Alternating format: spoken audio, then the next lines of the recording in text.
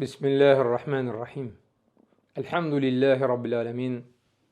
Vessalatu vesselamu ala eşrefil enbiyai vel mursalin. Nebiyyina Muhammedin ve ala alihi ve sahbihi ecmain. Rabbi şrahli sadri ve yessirli emri ve ahlul uqdeten min lisani yefqahu qavli.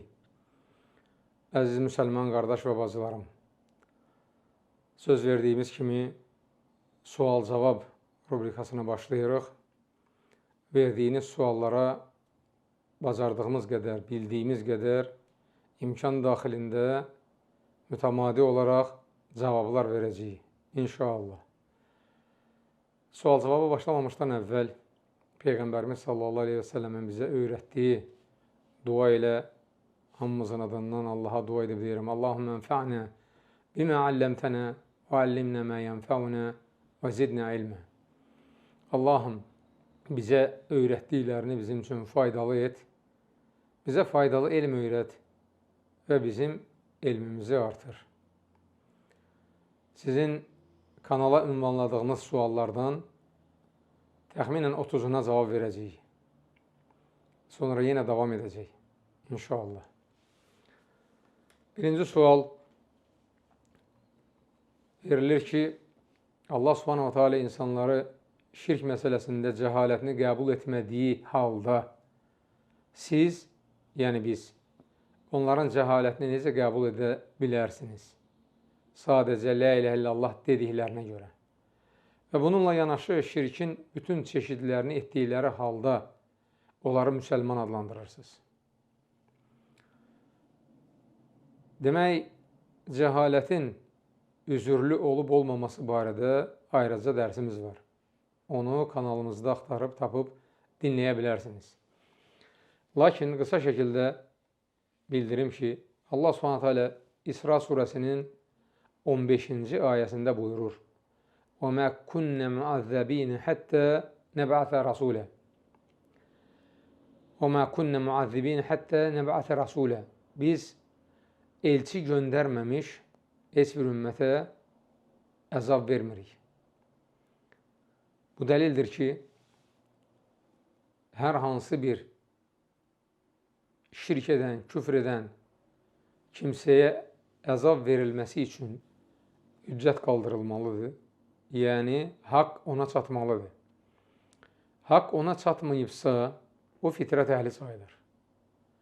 Haqq ona çatdıqdan sonra əgər şirk, küfr edərsə və bunu bilərəkdən edərsə, heç bir maniyə onun qarşısında olmazsa, o zaman artıq o müşrik, kafir sayılır. Bu haqda ayrıca dərsimiz var. 6 şərtin, 6 maniyənin onda öz əksini tapmalıdır ki, o adam müşrik, kafir sayılsın. İndi bir hədisə diqqət edin. İmam Abu Davud rahiməhullahın rəvayət etdiyi səhih hədisə diqqət edin. Peyğəmbər sallallahu aleyhi və səlləmin yanına bir sahabə cariyəni gətirir və onu haqsızcasına cəzalandırdığını söyləyir. Və bunun kəffarəsi barədə maraqlanır ki, bunun kəffarəsi varmı? Yəni, azad edinmi onu? Rasulullah sallallahu aleyhi və səlləm cariyəyə sual verir. Allah haradadır? Cariyə göydədir deyə cavab verir. O deməkdir ki, yerdəki bütləri cariyə qəbul etmir. Tək Allaha qəbul edir. Bu da la iləhə illallahdır. Sonra sual verir. Məhz mən kiməm? Deyirsən, Allahın rəsulusan.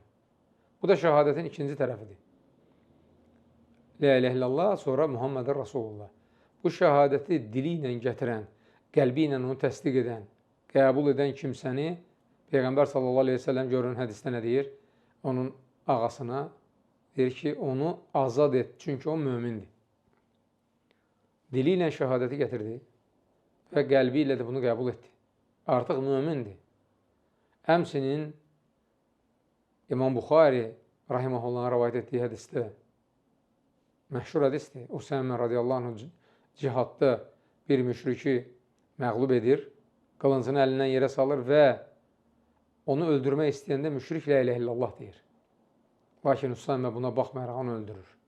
Sonra Peyğəmbər sallallahu aleyhi ve sellem onu qınıyır.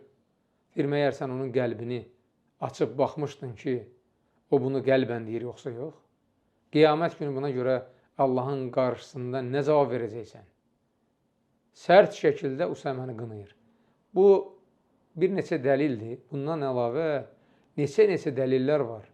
Dəlalət edir ki, əgər adam İslamı qəbul edirsə, ondan sonra bilməyərəkdən şirk etsə, ona dərhal əbədi cəhənnəm əhlindən olan müşrik, kafir hökmü verilmir.